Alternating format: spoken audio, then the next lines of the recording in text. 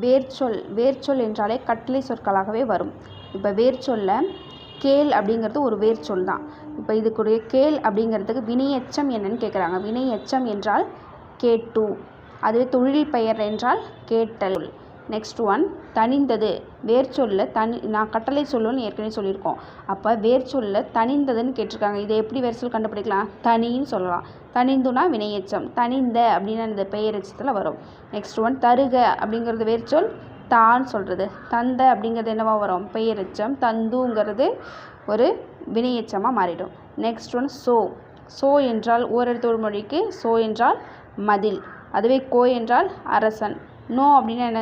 வறுமை வரும், நோய் வரும். நெக்ஸ்ட் ஒன் மாவுக்கு ஓரெழுத்து மொழி என்னவாக இருக்கும்? பெரிய, அழகு, அளவு, அழைத்தல் இந்த மாதிரி வரும். அப்போ இதில் அப்படிங்கிறது என்னவா இருக்குது? பெரிய. பறவை இச்சொல்லுக்குரிய பொருள் என்ன அப்படின்னா பறவை என்றால் கடல்.